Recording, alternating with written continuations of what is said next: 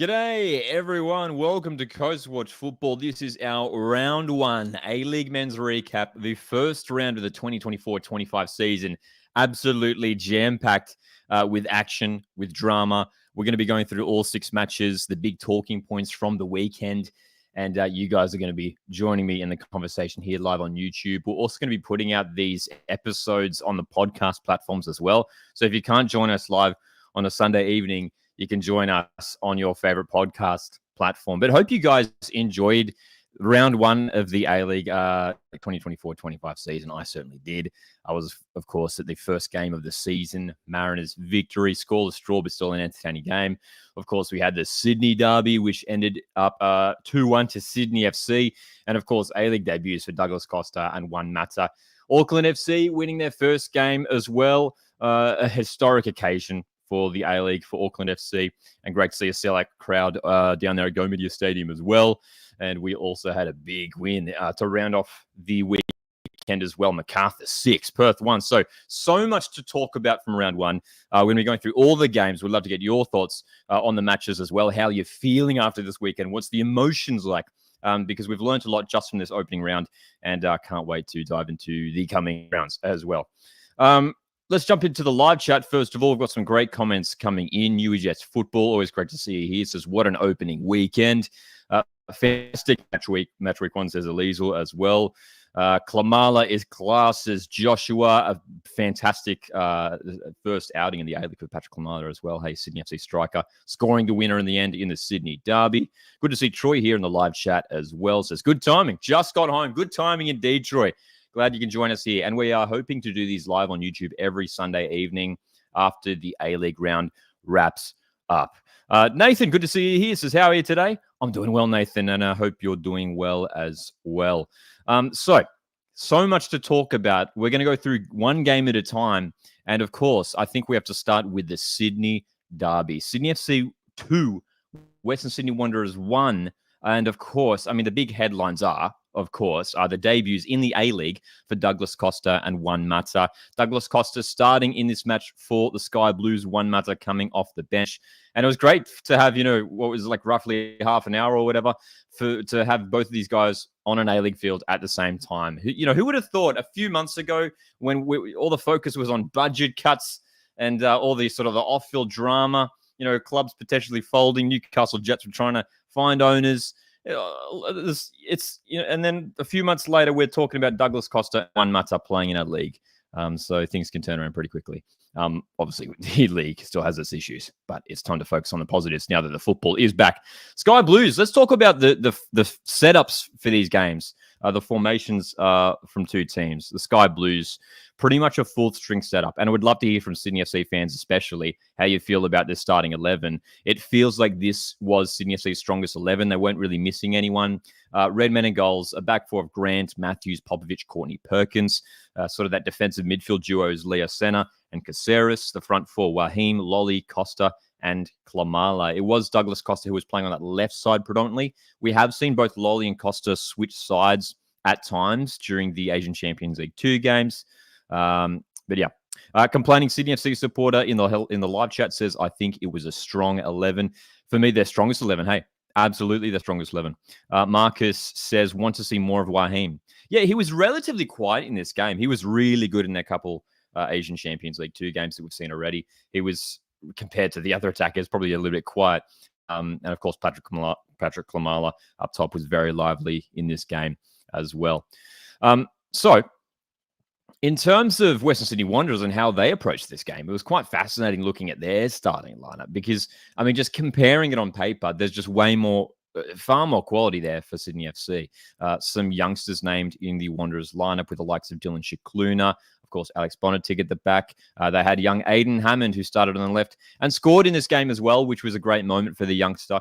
Huge moment for him. Zach Sapsford as well, still a very young player also. So they just had the quality there, Sydney FC. Wanderers missing a couple key personnel, no Oscar Priestman for them. And of course, some experienced players on the bench, obviously Juan Mata, one of those guys, as well as Marcus Antonsen.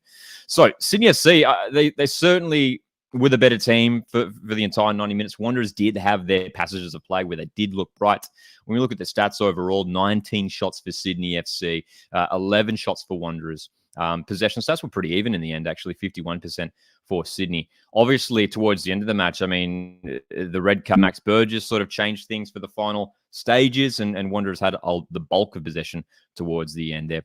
But Sydney FC able to hold on in the end. The goals coming from Joe Lolly in the first half, Klamala in the second half, and Hammond with a nice strike as well in the second half to equalise. But Klamala, I mean, how good was that goal, though, from Patrick Klamala, that Sydney FC move in that second half? Douglas Costa, I mean, he was fantastic in this game, I thought, Costa. I thought he really had an influence on this match, and his part in that second goal was fantastic. That delivery, like Costa's deliveries have probably been the most dangerous aspect of his game so far from what we've seen of him in the A-League. The flick on by Hayden Matthews, and then Klamala just getting that touch past Vidakovic, who did make a really, really good save in this game as well. Fantastic little flick on there to make it 2-1. And great scenes as well. The fans, absolutely fantastic. Complaining Sydney FC supporter in the live chat asks, do you think that was a red for Burgess? Huge talking point. Hey, for me, yes. For me, yes. I think that they were talking about it in one of the other games in the commentary on Paramount Plus earlier this weekend about sort of when a player goes in with studs on an opposition player's leg, if it's going to be on the foot, I believe they said, if I'm remembering correctly, if it's just on the foot, it won't be a red. But if it's any higher than the foot, it's a red. And for me, that Burgess, the studs were going up the ankle there for me. So it was forceful contact. It was above the foot. So I think it has to be a red. And it happened like within like a minute of him coming on as well. Quite incredible. Troy says, can't forget the touch Mata did on the left to stop the ball dead with 1 foot. Don't know if you remember it. Yeah, look, he had a couple decent moments, hey, one Mata, but unfortunately him couldn't influence this game too much. But I liked the energy that we saw from one Mata. Like a lot of people talking about these big marquees coming into the league, Costa, one Mata. And obviously, we're sort of a little bit burnt from what happened a couple of years ago with Nani Daniel Sturridge struggling with injuries. This is a great start. I mean, Douglas Costa, he's well and going to be an influential player for Sydney FC this season. He's been starting the last few games, and I expect him to be starting week in, week out for Sydney FC. One Matza, I mean, he came off the bench in this game. We'll see if that is going to be the role for him. Sort of that Milos Ninkovic role for Wanderers last year, where he came off the bench quite often. Maybe just to sort of change the game in the second half, but we'll see. We'll see. Elizal in the live chat says, Leo Senna had a top performance in defensive midfield, underrated player. Yeah, absolutely. Absolutely. Another debut in the A-League for a Sydney FC player, Leo Senna, Brazilian defensive midfielder. Looks like a really decent signing as well. Relics in the live chat says, also interesting to note, Sydney have 5 foreigners and started all 5. Wanderers have 4 and only started 1. Says, I'm not counting Shikluna here, Relics. I mean, yeah, like on the bench, you've got Marcus Andersson, the Swedish striker, Božidar Krajev as well, Bulgarian, Juan Mata, obviously of Spain. So that's worth pointing out, Relics. It might take a little bit of time for Wanderers to sort of click into gear to get sort of the system really going. They did make a decent run in the Australia Cup, getting to the quarterfinals, but Alan Stajic just might take a few weeks for this Wanderers side to get going. I think they showed glimpses in this game. They showed good energy, I thought, in this game. Sydney FC just had too much quality and class in the end. But I still expect this Wanderers side to be strong this season. I don't think Wanderers fans should be particularly worried about this season coming up. I think it might just take a few rounds for maybe some of the new players to get gelling as well. Jean Tae-Wook at the back, South Korean defender, made his A-League debut as well for West Sydney Wanderers. Newey Jets Football says, Klamala reminds me of Mark Janko. Well, Sydney FC fans will be hoping that Patrick Klamala does replicate the feats of Marko Janko, the Austrian striker who was in the A-League many years ago now. And this is something that we've talked about a little bit lately. I mean, Sydney FC like to sign sort of these, I guess, big-name strikers from overseas. They always bring in sort of an international striker. You know, lately it's been Adam Lafondra, Bobo. Last season it was Fabio Gomez. Newey Jets Football in the live chat mentions Patrick Klamala. Mark Janko. in sort of, comparing him to Patrick Klimala now. And look, Klimala, I like what we've seen of him so far, early days. But he got the goal. He opened his account in the first game in his A-League season, and I'm expecting him to have a great season for Sydney FC. So Sky Blues, certainly the team to watch after round one. Alizel mentions here, Aiden Hammond with a great finish in the second half, former Mariner as well. Yes, he was on the books of Mariners a couple of years ago. Great finish. Fantastic finish as well. Fantastic finish. Marcus points out that the trolley celebration, the slide, yeah, we saw it on the social media sites post-game. The Douglas Costa, they're like wheeling him around on a trolley or something, right? Great to see those post-game scenes. Obviously, dude, the Cove was making some serious noise in this game. I mean, as was the RBB. Always great to see a sold-out Sydney Derby match. So, Sydney Derby ending 2-1 to Sydney FC. Big result for the Sky Blues. Thanks for joining us live here for this A-League Round 1 recap. So much to talk about, and we'd love to get your thoughts on these matches. We're going to talk about the Auckland-Brisbane match in just a moment, but we've got some great questions coming in the live chat. So good to see you guys here. That's right, Mariners play this coming Tuesday as well. They've got a short turnaround, Central Coast Mariners, away to Chinese side, Shanghai Port, Kevin Muscat's side as well. So that's a big one as well. Arlo Son asking, do you think Joe Lolly deserves player of the match? Yes. Yeah, if I had to give you player of the match, probably Joe Lolly. I thought Douglas Costa had a great game as well. I thought Costa played really well, but Joe Lolly, I think with the goal and just the overall performance, he was so lively. He was so dangerous all game. I think Joe Lolly, for me, is player of the match. And overall, a pretty solid game from just about everyone in a sky blue shirt as well. Jake says here that Wanderers are cooked without Lawrence Thomas. He made that great save in the second half. That reflex save was incredible. Hey, incredible. Namar says here, I was shocked when Kryev didn't start. He's been the best player in the A-League. He had a fantastic season at Wellington last year. Hey, he was so good at Phoenix. I'd expect him to be definitely challenging for a starting spot throughout this season as well. Some great comments and questions coming into the live chat here. Make sure to hit the like button on the live stream. You can also consider sending through a super chat to support the channel. Next up, we're going to be talking about Auckland FC. What an occasion. What a day for the A-League. I really enjoyed watching this game. I really, really enjoyed watching this game. Auckland FC, a sellout crowd at Go Media Stadium, and just exciting to have another team in the competition, right?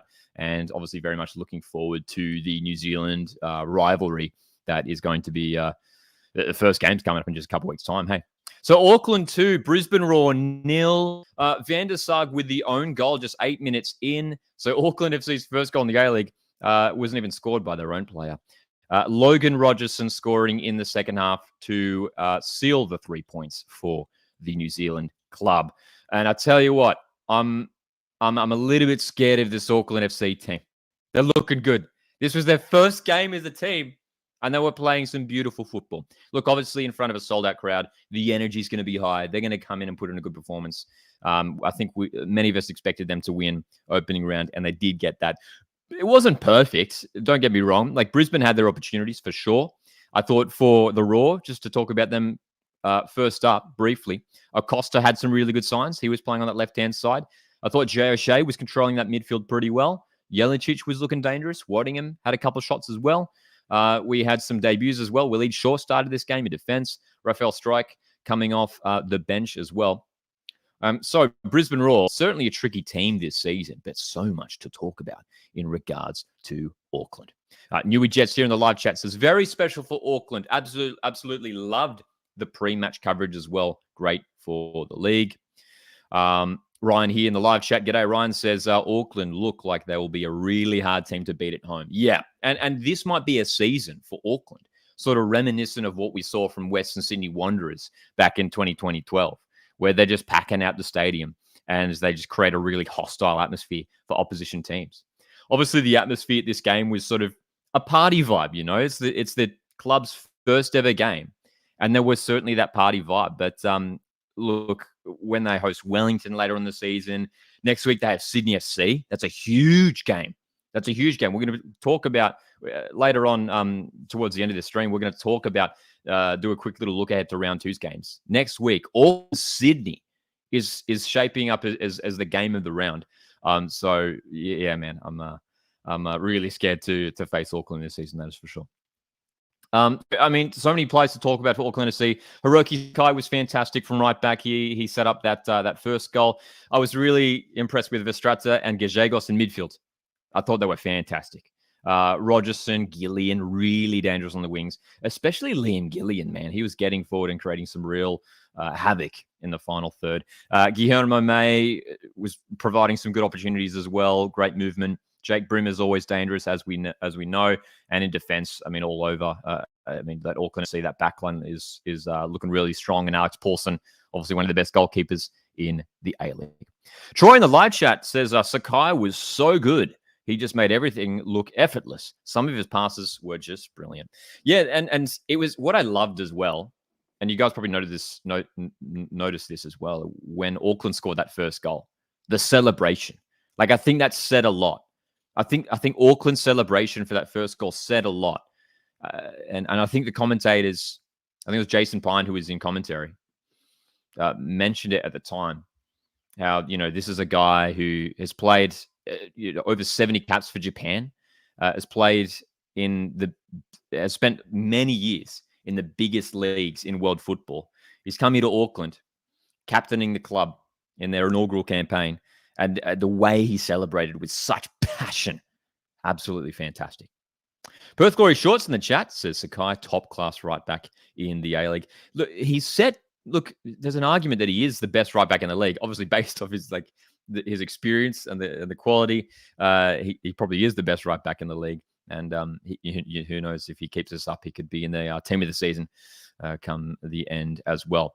Liam Gillian, yeah, he was fantastic. Litzio in the chat here says Liam Gillian is a really bright sign for us looking forward. Really pleased with Vestrate and Hall's performances too. Absolutely. Yeah. I mean, there wasn't a bad game from anyone from Auckland FC. And, a handful of players that they brought off the bench looked pretty good as well. Howison, Smith, Matta, Randall, Callan Elliott wasn't even utilized as well. There's a few players like Scott Galloway wasn't even involved on Saturday. So it's a really decent squad that Auckland have put together.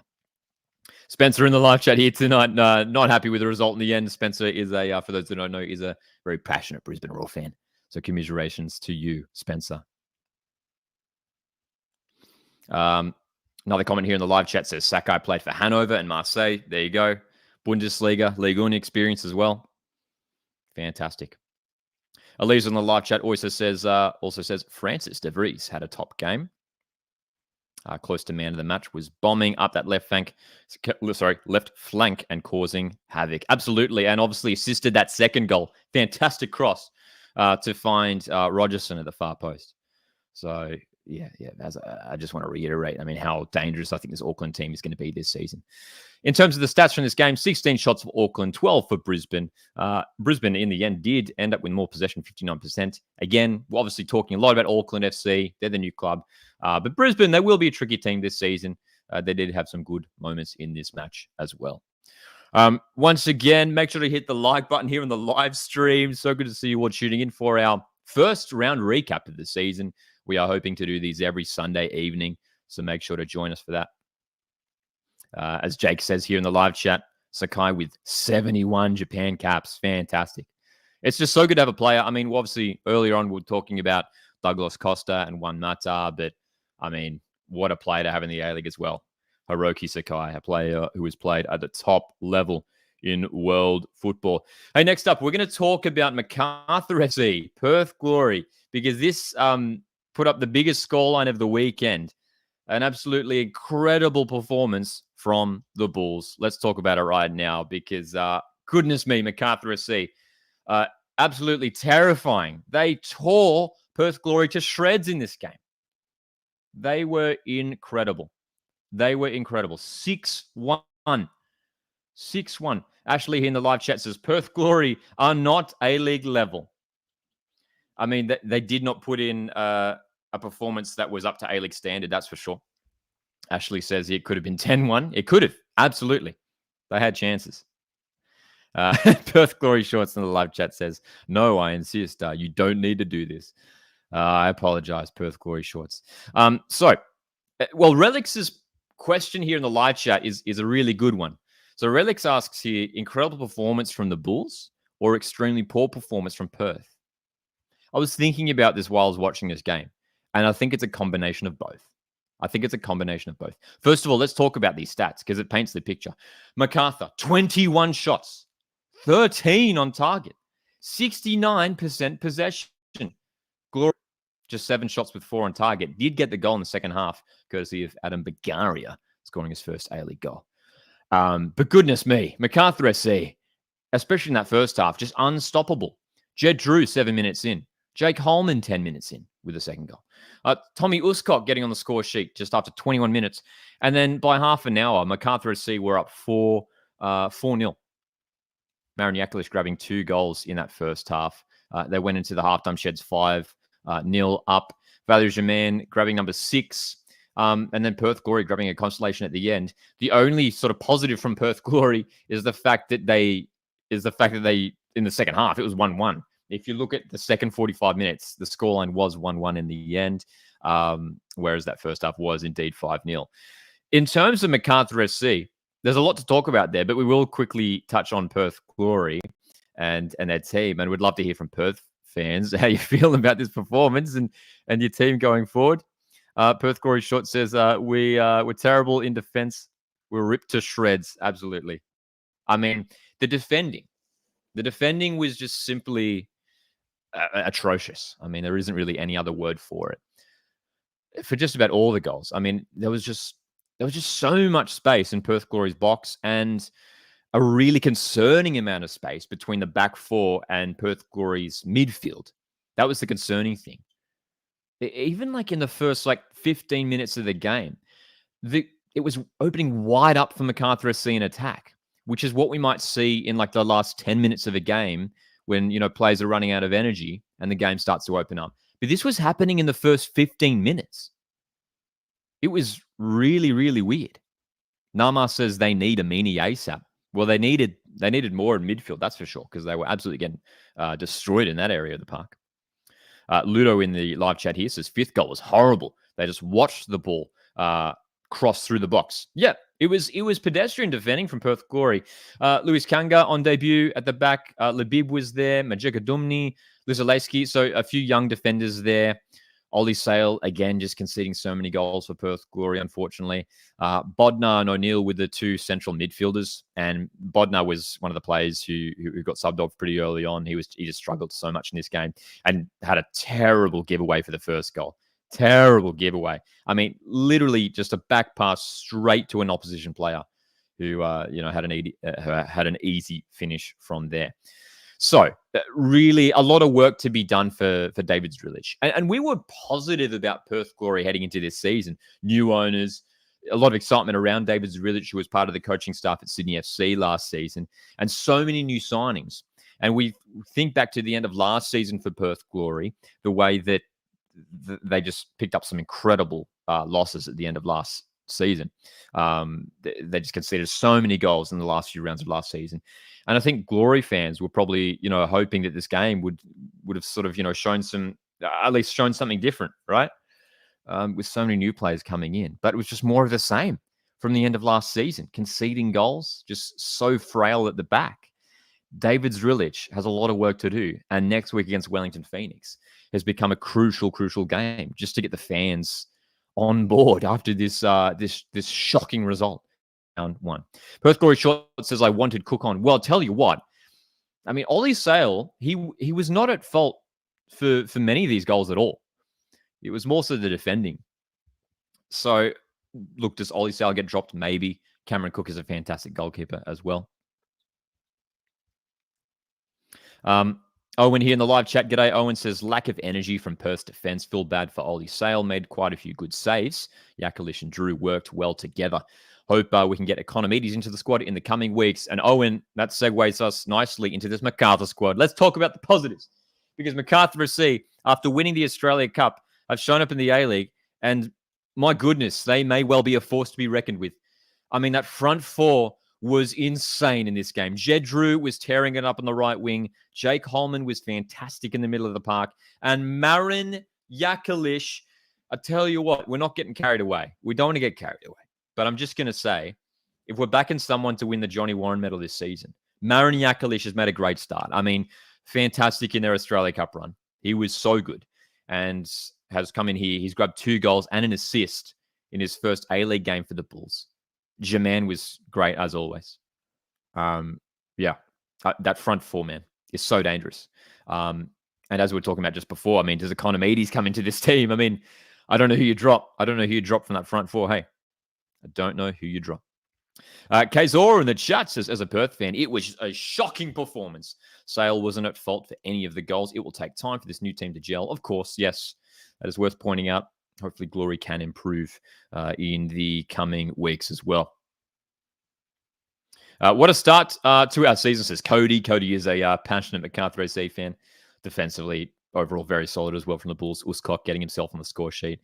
Philip Curto did have to make a couple saves towards the end of the game as well. But Macarthur AC, great start to the season for them. Absolutely phenomenal. Towards the end of the stream tonight as well, we are going to be going through our Team of the Week. Team of the Week. And I tell you what, we've got a few Macarthur FC players in our Team in the Week as well. So stay tuned for that towards the end. And he says, Sale's the worst keeper in the league. I mean, I just feel sorry for him, man. He wasn't really at fault for many of these goals. It was more so the defending, I thought. Yeah. So, Karuna here in the chat says, based on this round, best teams in the league look to be Bulls, Sydney, Auckland, Victory in that order. Glory by far the worst. Probably going to agree with that, to be fair. Yeah. Let's talk about some other games in this round. We're going through all 6 matches from the opening round in the A-League men's. We've already talked about the Sydney derby, Auckland's first match in the competition, and as well Macarthur's big 6-1 win over Perth Glory. And next up, it is time to talk about the mighty Central Coast Mariners, who took on Melbourne Victory in the season opener. Friday night, this game. A 0-all draw, Mariners and Melbourne Victory. A red card to Roderick Miranda at the hour mark. And some talking points here, especially from a Mariners point of view, I think, in terms of team selection. But a 0-0 draw. Victory holding on at the end after Mariners were really pushing late on in this game. Who do we sing for? Says Troy in the live chat. Of course, we sing for yellow. So, Central Coast Mariners, 13 shots in the end. Just a 1 on target, which is a little bit disappointing. Victory with 11 shots, 1 on target for them as well. It was Mariners who were ahead in possession, 53%. In terms of the lineup for the Mariners, the big call came in the goalkeeping position. Dylan Parage-Cullen, given the chance from the start, round 1. Huge call by Mark Jackson. No one saw it coming. Maybe some people saw it coming. Adam Pavlicic had started the first few games of the season. He started in the Australia Cup, in the Asian Champions League Elite, and to be fair, put in some shaky performances. I think we all can agree on that. And Pavlicic will know that he underperformed in those games, made some mistakes. The feeling was that maybe Jack Wachowski would come into the starting side. But Dylan Parage-Cullen, 18-year-old goalkeeper, given the chance round 1 against a star-studded Melbourne Victory team, and kept a clean sheet in the end, made a couple great saves. In the end, had a really solid game. And I think going ahead, there's a lot of talk now. Does Parage-Cullen, is he going to be that starting goalkeeper for the Mariners going ahead this season? As a Mariners fan, yes. Based off this performance, it showed me enough. It showed me enough to suggest that he could be Mariners starting goalkeeper going forward. No need to change it going forward. In terms of the other areas of the pitch for the Mariners, we did see Edmondson and Kual starting up top together. Of course, Trent Sainsbury, as we know, out for the rest of this year at least. He should be back in 2025. So it's Brad Tapp, who was interestingly starting at centre-back for the Mariners alongside Caltac, Steele and McCalmont in midfield. And there were some promising signs from Mariners. Obviously, our performance, especially in the most recent game in the Asian Champions League Elite at home, was really poor. We struggled so much in that game, and this was a big improvement. I think we saw some bright signs from the Mariners, and I think this game filled Mariners fans with a bit of confidence that despite the huge departures of Nisbet, Ballard, Dan Hall, Danny Vukovic, so many, I think we're still set for a really competitive season, and I think Mariners could well be towards the top of the six once again. Hopefully, as these the new players continue to gel. And from a Melbourne Victory point of view, I think they'll be disappointed that they didn't take the lead in the first half. I thought Victory looked really dangerous, especially in the first period. Valupale and Guerrier returning from Socceroos duty, so a short turnaround for them. Bruno Fornaroli was starting in this game ahead of Virgos and had a couple of chances as well. Achash looked dangerous. Also, Casey Boss attacking from left back. This Victory side is so strong. And from a Mariners point of view, round one, considering we had 18-year-old Perech Cullen in goals, I'm happy with the clean sheet. Obviously, the red card to Roderick Miranda did change the game a little bit. Victory just weren't able to really attack it all for the last half an hour. So, 0-0 draw in the end. I feel like probably a fair result. There was plenty of drama. Obviously, Bruno Fornaroli had that penalty opportunity towards the end of the first half. Crazy moment there. Bruno Fornaroli missing, hitting the post, and it went away. Perech Cullen almost made the save. I mean, he covered it pretty well, but Fornaroli hitting the post. And of course, we put out a vlog from this game as well. The matchday vlogs are back. First one of the season is out on the channel right now. So check that out afterwards if you haven't done so already. Sporty O'Brien in the live chat says, disappointed about what happened to Sainsbury. Yeah, look, it's a huge blow.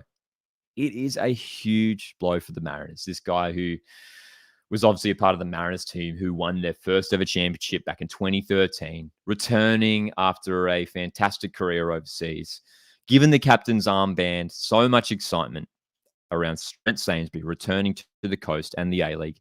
And he picks up this freak injury, as they're calling it, a pec tear, I believe it is. And hopefully we do see Trent return for the Mariners later on in this season.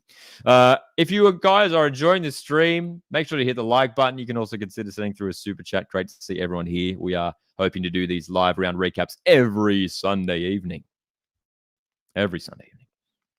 Owen here, chiming in regards to the Mariners, says Mariners look like they are going to struggle to score this year. They will probably get lucky. They were probably lucky to get a point against Victory. Victory were forced to sit back via that red card. That is true. Victory did certainly have to sit back after having Roderick Miranda send off. I think it might just take I think the goals will come for Mariners. It'll just take maybe a bit more time for the new setup to gel. Obviously, McCalmont, I think, is going to be key for the Mariners going forward. He was trying to play some long balls, get the attackers involved. Vitor Feijão showed some bright moments in this game on the left wing as well, so I'm excited to see what he produces this season. Edmondson, Kuol, there are goals there for the Mariners.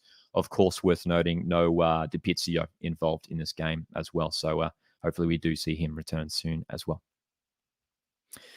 Well, Alizal says here in the live chat, said the thought the new signings of McCalmont and Feijão were disappointing. Will probably improve with more game time, though. Yeah, hopefully. That's for sure.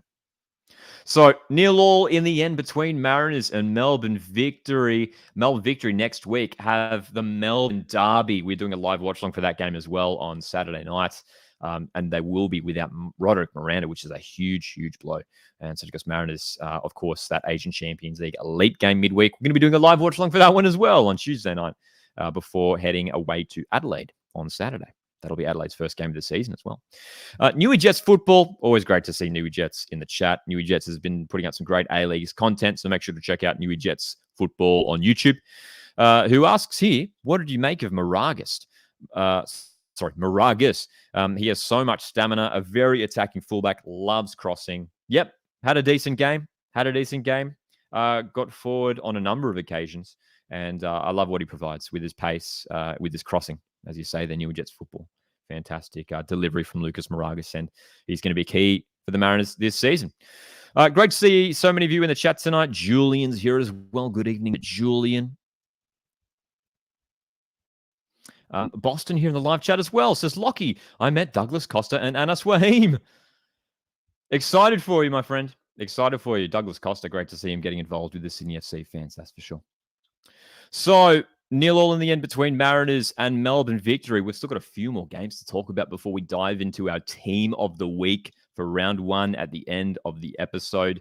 Next up, though, we are talking about Melbourne City, Newcastle Jets. This game ending in a 1-0 win for Melbourne City. Second minute, it was barely, I think it was like a minute 40 into this game.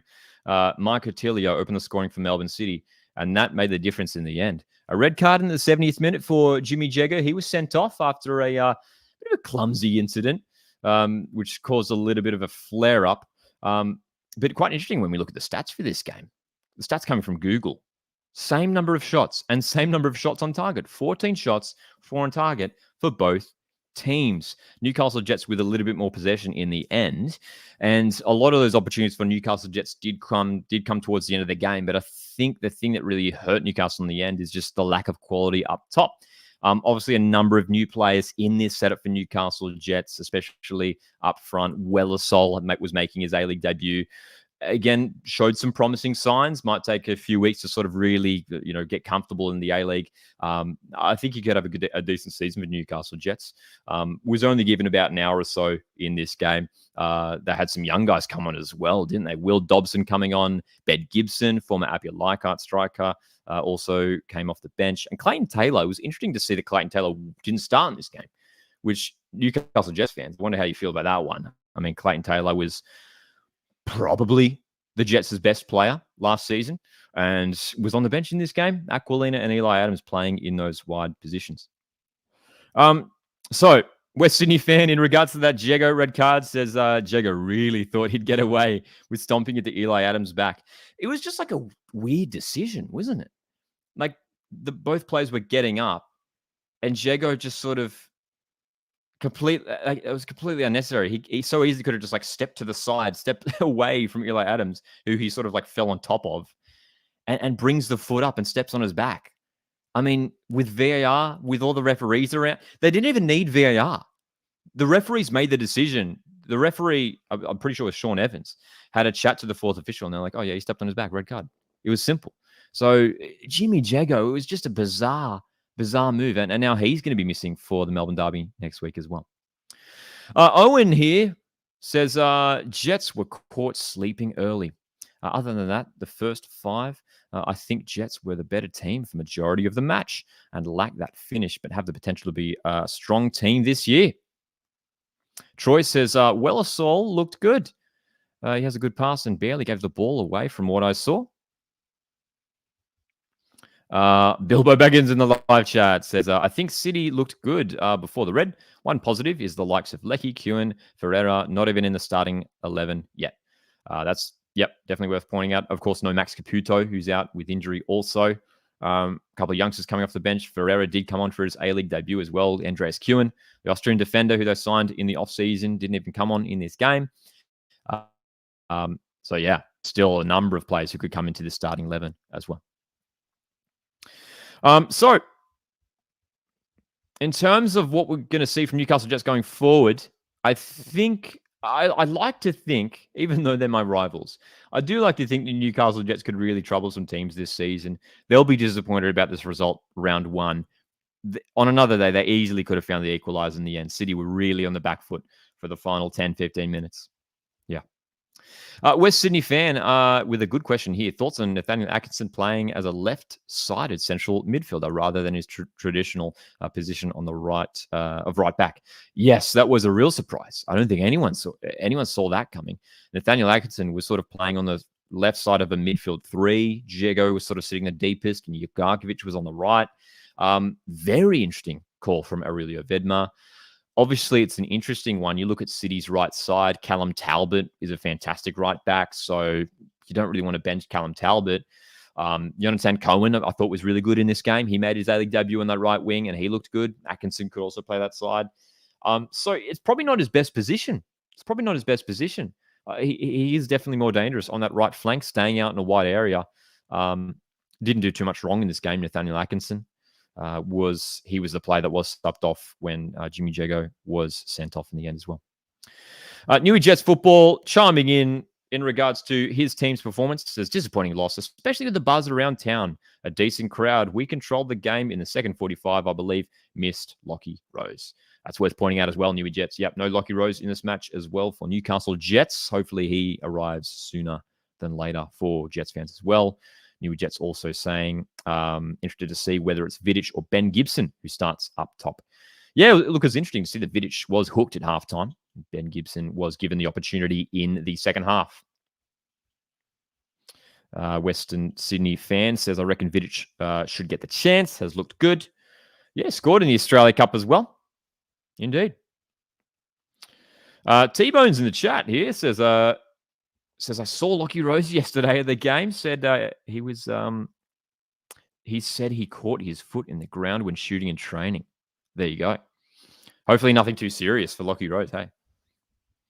Matthew in the chat. Good to see Matthew here. It says, City need an experienced player like Petratos to lead the line. What do you think? Andrew Naboot, I think, is providing that experience. I think they do have the experience, Melbourne City. I think they've actually done really well to sort of balance their experience and their youth. They've got some good young guys on the bench. Zane Schreiber came off the bench in this game. But yeah, with Naboot, obviously Tilly is a younger option. Jonathan Cohen has decent experience as well. I think they've got a decent side in this game. And defensively, they were really sound. Oh, dude, I've completely forgot. We haven't even talked about him. Patrick Beach was fantastic in this game. How could we go the last 10 minutes talking about this match without mentioning Patrick Beach? I thought he was so good in this game. Patrick Beach made some phenomenal saves. Great save off a Jets free kick. And it was a surprise call too. We didn't expect to see Patrick Beach starting goals in this match, round one for Melbourne City. He was starting ahead of Jamie Young, who was on the bench in this game. So it looks like Patrick Beach is going to be the starting goalkeeper going forward. And as Anonymous mentions in the chat here, former Mariner. That's right. He was on the books at Mariners not too long ago. So fantastic game from Patrick Beach, who was put in one of the best goalkeeping performances of round one.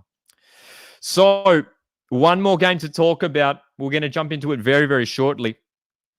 So good to see so many of you in the live chat for this live round recap. We're going to be doing these every single Sunday evening. We've got a few comments and questions coming in here. Troy says, I really rate our new youngster from Heidelberg. Sabit Nyor, yeah, fantastic. Hey, he looks really, really good. Troy says, looks decent, very quick and exciting. Hope he can add some goals. Yes, he looked very lively coming off the bench in Mariners' game against Victory. And I think he'll probably play that role being that super sub for Mariners this season. So, yeah, I'm expecting big things from the young winger this season for Mariners. Blinkers here in regards to Patrick Beach says, I've watched Beach for the young Roos team. He's pretty talented. Made some great saves. Absolutely fantastic. Clint in the live chat here. G'day, Clint, who says, I reckon Jamie Young should give it up unless he's intended to play a leadership role. Yeah, look, they're going, I don't mind them doing this. And actually, this has sort of been a theme in the opening round where we've seen a few backup goalkeepers, sort of younger options, given the opportunity. Patrick Beach at Melbourne City. Earlier on, we were talking about Dylan Parach-Cullen at Central Coast Mariners. And we're going to be talking about it in just a sec. Sutton getting the run for Western United ahead of Heward Bell, which was a big call as well. Big call as well. So we are going to talk about the final game of the round next. Wellington Phoenix were playing host to Western United. And this game, look, I said it during my predictions video earlier on, that this game for me was probably the easiest one to predict. And my prediction was a comfortable win for Wellington Phoenix, who were coming off their best ever A-League season last year. Absolutely fantastic, finishing second in the semi-finals, Wellington Phoenix. We're held to a 1-1 draw by a young Western United team. This was an interesting match. This was a very, very interesting game. In terms of the setup here for Wellington Phoenix, very curious formation. We're looking at the formation from Google. Maybe not quite exactly accurate, but obviously with so many players sort of floating around the park, especially in that midfield area. But this is roughly what we saw. Western United playing a 4-4-2 setup as well. And Wellington Phoenix, I mean, they had the chances in this game. They'll probably be disappointed that they weren't able to come away with 3 points. 12 shots for the Phoenix, just 2 on target. Western United, 10 shots. And the 1 on target was that second half goal to Angus Thurgate, 54% possession for Wellington Phoenix. And again, you can probably put it down to the fact that obviously some of these new players maybe taking some time to gel for Wellington. as well as Wellington did have a number of key players missing due to injury. But we did see a couple of new signings for Wellington in this game. Josh Oluwayemi starting in goals. The Japanese duo Nagasawa and Ishige starting in this game. Also, youngster Walker also was given the opportunity in this match. Costa Barbarouses scoring the goal for Wellington Phoenix, who looked very dangerous in this game. And as mentioned, Angus Thurgate scoring in the second half, equalising with a very nice strike. And as we mentioned a moment ago, Matt Sutton starting in goals for Western United ahead of Thomas Hewitt-Bell, which was a big call as well from Western United. So Master FUT, who's a Wellington Phoenix fan here in the live chat, says not happy at all. Yeah, how are you feeling? How are you feeling, Wellington Phoenix fans? About maybe this new setup, the new players going forward. Blinkers says the Knicks should have won. I agree. They had they did control most of this game. They obviously had the home advantage and were probably expected to win this game. As I mentioned earlier, I think a lot of people expected Wellington to win this game. But credit to Western United, who held them to just the one goal for so long into this game. It was the 76th minute that Western United did finally make the breakthrough as well. Hey. Troy here says, I think Western United looked comfortable. Maybe we're counting on them. Maybe we're counting them out too quickly. Look, I'm going to obviously, as you guys know, I put Western United's bottom in my ladder prediction. I'm calling them to pick up the wooden spoon, and I'm sticking by that prediction. Nothing against Western United. I just don't know if they've got the quality to see out the whole season. I don't think they'll be pushing towards the top 6. But who knows? Like some of these players, especially some of these young guys are coming into this team now. Laval was starting in this game. Shamoon was at left back as well. Like maybe for Western United, there's some big players. There's some big seasons coming for some of these young players. Yeah. Do you know why Benny Garuccio was out? I believe it was an injury. I think they mentioned it. I think Western United said it on their socials. It was an injury of some sort from memory, I believe. Craig says, just 4 players from our semi-final last season. No energy from our bench. Is that right? Yeah, I didn't even register that, but you're probably right there as well. Hey, from the semi-final last season. Yeah, Wooten was in there, Rufa, Payne, Barbarouses. In terms of that starting 11, yeah. Craig, that's a great point. Obviously, a few of the guys starting in this game for Wellington were on the bench in that semi-final. But that is a fantastic point. Barbarouses, Payne, Rufa, and Wooten were only the 4 players in the starting lineup for Wellington Phoenix who started that semi-final at the end of last season. That's very interesting.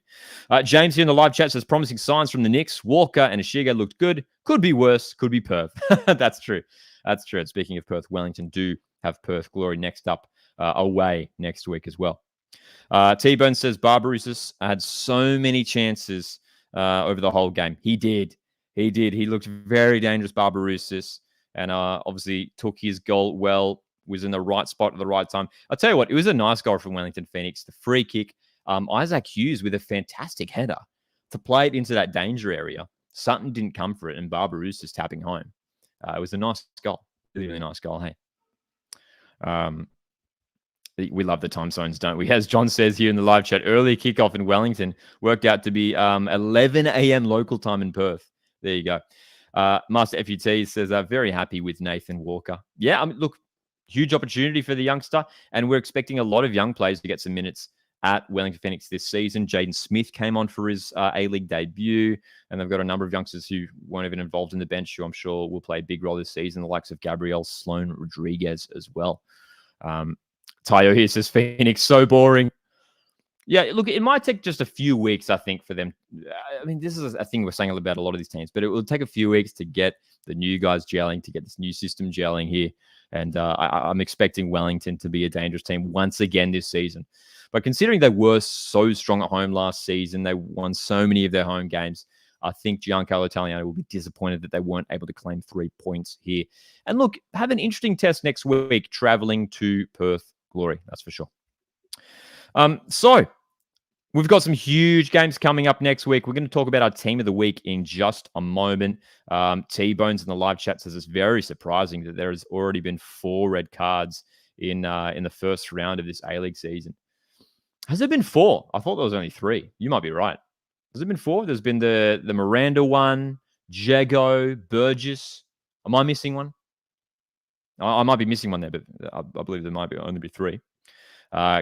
In terms of Wellington Phoenix's goalkeeper, Josh Oluwayemi. Galova here says, not sure how I felt about Oluwayemi today. He did have that shaky moment in the second half where his clearance went straight into the mid-drift of his defender, Scott Wooden. Tayu here says, Scott Wooden had over 115 touches, which is ridiculous. There you go. 115. That is a lot. That is a lot. Mick Ball chiming in says, don't know why we made defensive subs after we conceded. Ben Hatham should have gotten minutes. And that's right, Blinkers. We've got some big games coming up midweek as well. Says, don't forget Mariners and Sydney's Asian Adventures. Big games for both. That's right. Both teams playing away. Hey, Mariners heading to China, Sydney heading to Japan. G'day, Ozhub Football. Welcome. Great to see Ozhub Football here in the live chat. So a very entertaining round one in the A-League. Let's have a quick look ahead to the round two fixtures. We'll do a quick recap of the round one results. Obviously, 0-0 between Mariners and Victory.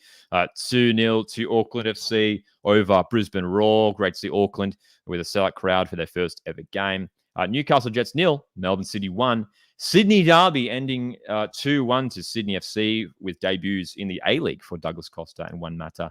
1-1 between Wellington Phoenix and Western United. And, of course, the big one to round out the weekend, Macarthur FC 6, Perth Glory 1. Really entertaining round one. I mean, it started a bit slow. There were not too many goals, but we got them in the end, especially with that final game. Let's talk about round two real quick. I mean, some really, really fascinating matchups coming up. On Friday night, we have Macarthur FC taking on Newcastle Jets. Macarthur, I mean, I think they're going to be strong favourites at home this season, regardless of who they're playing. Newcastle Jets obviously will want to bounce back after losing their first game, but you get a back Bulls for that game, man, especially after winning 6-1. Surely Bulls get the win in that matchup. And then Adelaide United. Obviously, this season, we've got 13 teams, so teams will be having buys. Adelaide United did not feature round one. They sat out opening weekend, but they will feature on Saturday Arvo, this coming Saturday at home to Central Coast Mariners. That will be an interesting matchup. Our first look at Adelaide for this A-League season. Mariners, they've got the tricky turnaround, obviously, returning from China. That game's on Tuesday, and then the Adelaide game away on Saturday. So busy travel schedule for the Mariners. So that'll be an interesting one. And then, of course, the Melbourne Derby. Melbourne City, Melbourne Victory. We're going to be doing a live watch-along for that game on the Saturday nights. Huge, huge game. And both teams missing key players due to red cards. Obviously, Roderick Miranda out for Melbourne Victory. Jimmy Jago out for Melbourne City. And then straight after that. Now, here's a question for you guys. Are we still calling this the distance derby? Perth Glory, Wellington Phoenix. Is this still the distance derby, or is it Perth Glory, Auckland now? Because geography buffs, let me know in the chat. I believe, if I'm not mistaken, Perth to Auckland is a longer trip, right, than Perth to Wellington. So are we sticking by A-League tradition and calling Perth Glory Wellington the distance derby, or are we going to change it now to Perth Auckland? West Sydney fan says it's still the distance derby in all caps. I feel like maybe, who knows, maybe they can both be distance derbies. Maybe they both can be. Two other games for round two coming up next week. Auckland FC v Sydney FC. As we were talking about a bit earlier, that's going to be a huge, huge game. Can't wait for that one. That's on Sunday, Arvo. And then Western United hosting their first game of the season at Ironbark Fields against Western Sydney Wanderers. All these times you see here are Australian Eastern Daylight Time as well. So Nathan Gould, thank you for clarifying here in the live chat, says Perth Auckland is longer by kilometres, but Perth Wellington is longer by travel time. Have to transfer. There you go. That's interesting. So Nathan, is that right? So does that mean you can get a direct flight from Perth to Auckland? There you go. Didn't know that. Troy in the live chat says Western United versus Perth, Western Australia, should be a derby. Well, I believe Western United and Western City Wanderers this weekend. Western United on social media, like calling that sort of like a Western derby. I can't remember what they've called it, but yeah, they're labeling it like the Western something. So some exciting matches coming up next round. We're going to be live on Saturday night for the Melbourne Derby live watch along, so make sure to join us for that. Before we tune off, we've got about 5 minutes to go here. We're going to talk about our team of the week. And here it is. This is my team of the week for round one. It's been such a great stream. We've had so much positivity. So time to make some people mad with my team of the week, with some players who maybe have missed out. And hey, I'm straight up. There's so many players I wanted to include in my team of the week for round one. But it's obviously you can only fit 11 players into this team. So in goals, I have gone for Patrick Beach. I thought he was phenomenal. I think that the consensus is that he was the best goalkeeper in round one. Shout out to Dylan Perech, Cullen Mariners goalkeeper, who was very solid in his A-League debut. In my back four for my team of the week, I'm going for Sakai from Auckland. He was great, set up that first goal. Uskok, very solid for the Bulls and got on the score sheet. Hayden Matthews, great at the back for Sydney FC in the derby, and obviously set up that second goal, got that crucial flick on. De Vries was fantastic at left back for Auckland as well. He set up that second goal for Auckland. Both fullbacks for Auckland FC, Sakai and De Vries, fantastic. Across midfield, for the two central midfielders, I've gone for Louis Verstraete at Auckland FC. I thought he absolutely dominated the centre of the park for Auckland FC. Looks like to be a fantastic signing for the new club. Jake Holman from Macarthur SC, unbelievable for the Bulls in their 6-1 win over Perth Glory. I've also gone for Marin Jakalic, 2 goals and assist. He's probably player of the round. If you're picking out a player as player of the round, you probably have to go for Marin Jakalic. Unbelievable in that game this afternoon. I'm going for Joe Lolly as well on the other wing. He scored in the Sydney derby and looks dangerous all game. And I've gone for a front two here of Douglas Costa, who I thought was very, very good in his A-League debut, as well as Costa Barbarouses. I think it's worth shouting at Costa Barbarouses. He did have a very, very good game. Looks dangerous all game for Wellington. Was probably, to be fair, maybe their only real sort of attacking threat going forward. He did grab the 1 goal in the end for Wellington Phoenix. Other players I wanted to put in there, I thought Macarthur put in a good performance against Newcastle Jets, as well as Kai Truan from Melbourne City as well.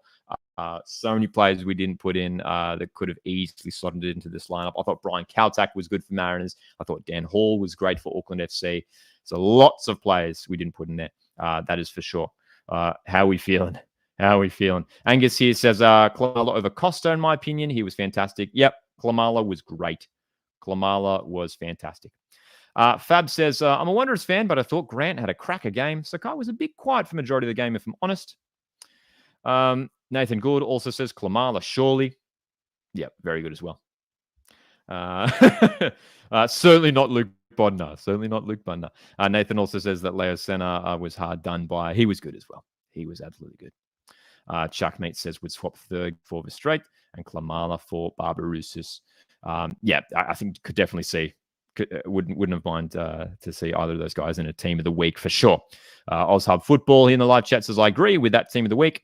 Would have included Klamala somewhere in that team. I think he's a real contender for the Golden Boot this season. Yeah, I think so. Yeah. We did a video the other week here on the channel going through my top 10 Golden Boot contenders. Spoiler alert, I did put Klamala number 1. T-Bones says, I think that is a pretty accurate team of the week. I think Soprine over Uskok or Matthews. Yeah, look, overall, City were really solid in defense. Hey, did manage to keep that clean sheet in the end as well.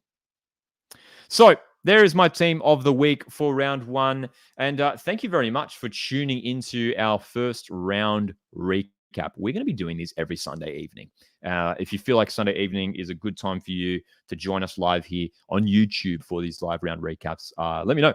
Send me a DM, send me a message, drop a comment here in the live chat right now. And if for whatever reason you can't catch the live streams, don't worry. Of course, you can watch on replay here on YouTube, but we're also going to be putting these out on the podcast platforms. So Spotify, Apple Podcasts, wherever you listen to podcasts, we're going to be putting out these live streams on the podcast platforms. So if you're trying to get to your work or school on a Monday morning, whack on Costa Football and get caught up on all the action from the weekend. Couple more comments coming in here. John P7 says, how about manager of the week? It's a great question. Manager of the week. Maybe Ufuk Talay. Probably Ufuk Talay for winning the Sydney derby. I mean, I should have said Milos Djosky, but maybe Ufuk Talay's up there. Maybe Steve Crocker at Auckland FC. Yeah. West Sydney fan says, Coastwatch, you should add managers as part of these team of the weeks. Okay, maybe we should. I'll tell you what, I appreciate the feedback. Maybe we should. Newy Jets also chiming in says, in my opinion, Bajic was underrated on Saturday. Great performance. Yes. Yes, he was involved in that goal early on for Melbourne City as well. Fab says Zrilic for manager of the week. A lot of work to do for David Zrilic going ahead, that's for sure. T-Bone says, I'll be on stream for the victory game. Thanks, T-Bones. We will see you there. Yes, we will be live on Saturday for the Melbourne Derby. We're also going to be live this coming Tuesday in just a couple of nights' time for the Mariners game in the Asian Champions League Elite as well. So a couple of live streams coming up this week. And of course, we will be back on Sunday evening next week for round 2 live recap as well. Guys, thank you very much for tuning into this live round recap. Have a great week. I really do mean that. Have a great week. We've got some more videos coming out on the channel throughout the week, so make sure you don't miss them. Make sure you stay subscribed. Hit the like button on the way out, and we'll see you guys in a couple streams coming up this week. Cheers.